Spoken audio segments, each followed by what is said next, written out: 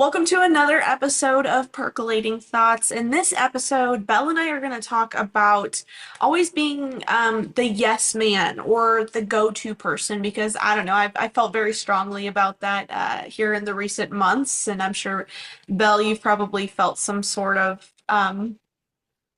draw to that or, have been in that circumstance before. And yeah, I can admit I've been in that circumstance, like, or in that situation more times than I'd like to admit, but it happens. Right. Yeah, a lot of times I feel like, and this is just my opinion here, as the oldest child, like I'm always the go-to person, regardless of if it's my siblings or friends or whatever. And it's just really weird because like as I'm struggling with my own stuff, and people come to me with their stuff, like I get these times of it feels really weird. Like if people come to me with their stuff, I'm more prone to put my stuff on the back burner to help them with their stuff. How do you like deal with that a lot? Definitely. I will I think because of my own experiences in friendships and relationships, which you guys are welcome to go listen to that podcast, which was one of our first ones.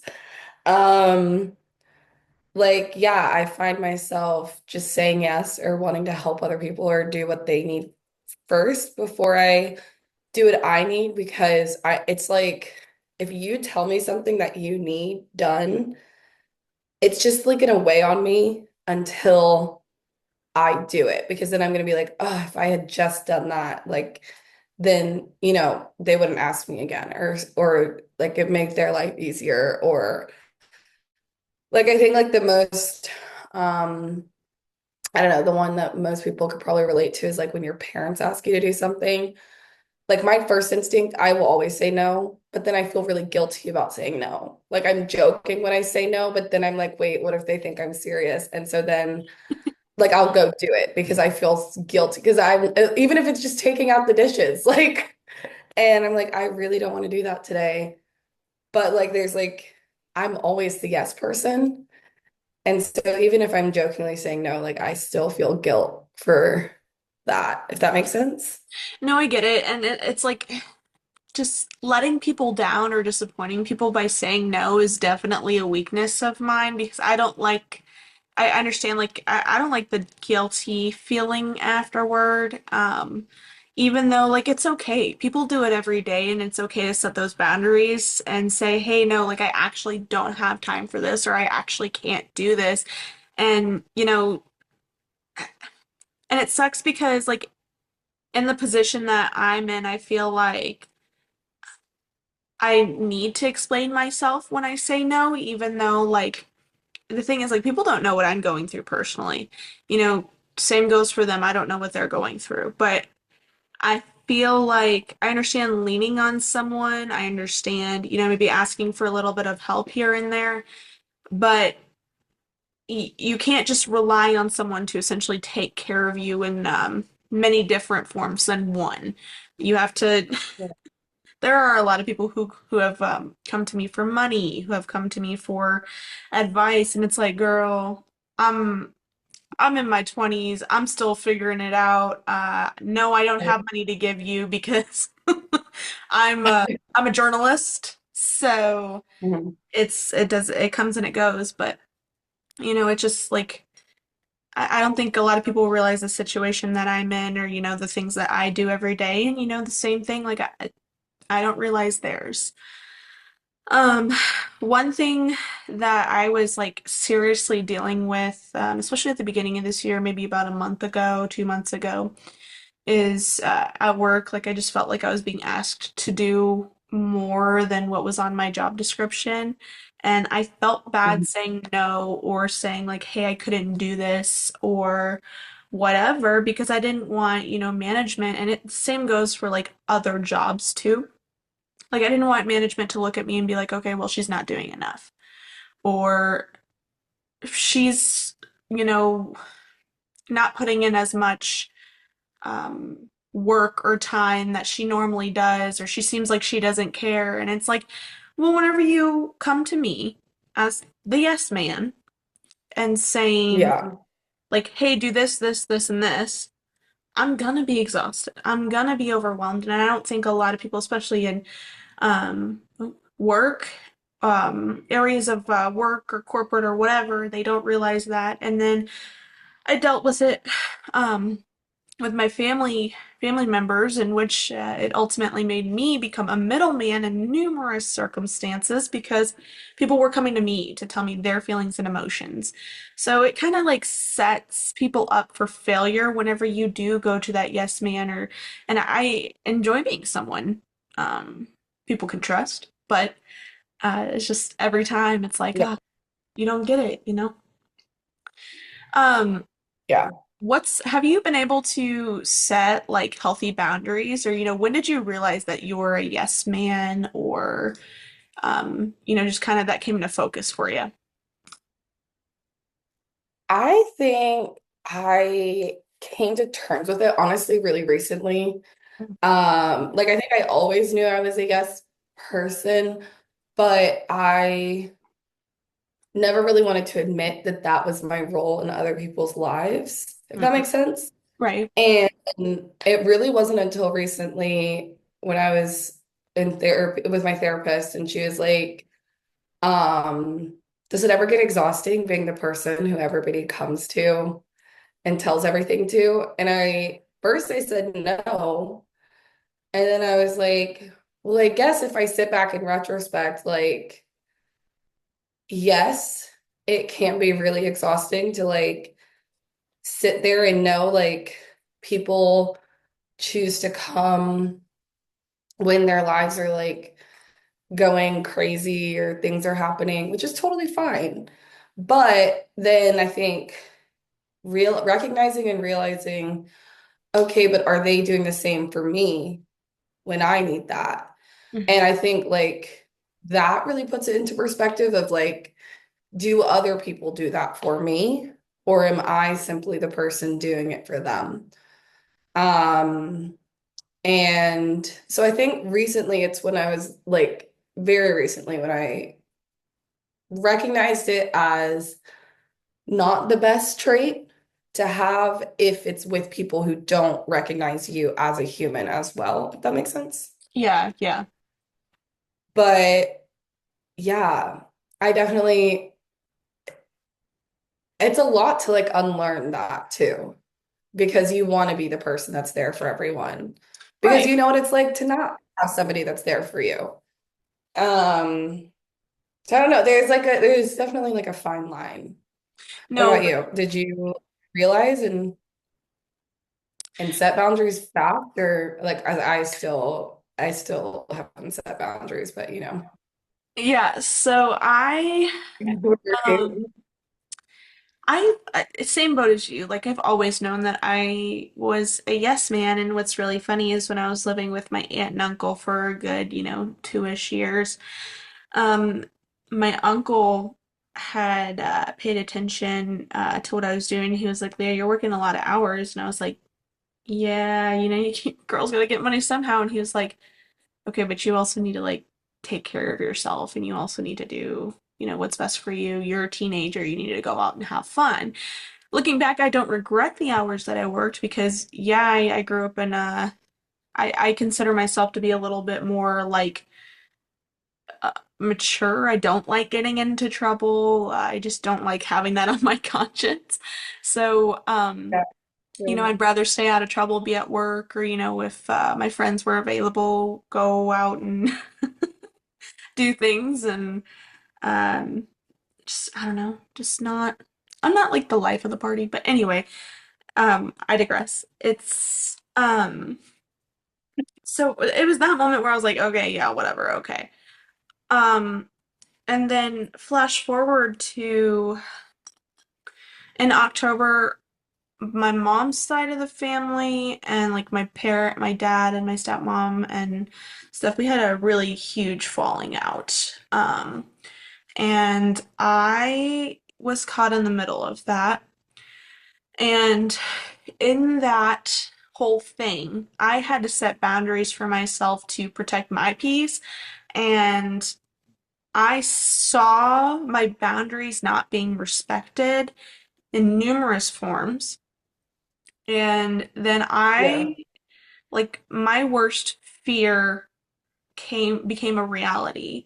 And so I, the way my own family was talking to me was just not okay.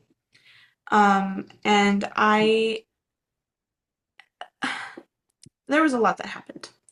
But I just felt like my boundaries weren't being respected, which only made me want to continue to instill those boundaries and, um, keep them that way. Now, after that incident and, moving forward and making whatever amends were needed, I was able to kind of say, yeah, no, I'm not going to do that. Or, yeah, no, I'm not going to give you $50 for this because I can't. Like, not in this economy, and I get it, but like, Yeah. I don't feel sorry. Like, I'm slowly starting to unlearn that mindset. Um, Yeah. like, um, I don't feel sorry for anybody who purposely puts themselves in situations and then comes to me as the yes man Yeah. and asks for help. That's kind of what I'm slowly starting to realize, and it's taking a while. It's been about 2 years almost. So it's a work in progress. That said, um, at work, it's a bit of a different dynamic because I enjoy being there. I enjoy having, good stories to tell. I enjoy being the go-to because in the world of journalism, it's like, oh my gosh, Leah's the best reporter. We're going to give her this really good story, and then that can grow me as a journalist. Well, no. What are some ways that you think people can set boundaries, to keep them from being the yes man or to help them transition out of that role? Well, first, a lot of it is recognizing and then deciding yourself, like, what do I think I can put on myself? And then from there, setting that boundary with somebody else. Like maybe it's starting slow, like, okay, um, this week I'm going to say no to this meeting that I really don't need to be at, but somebody wants me at, Mhm. and starting there.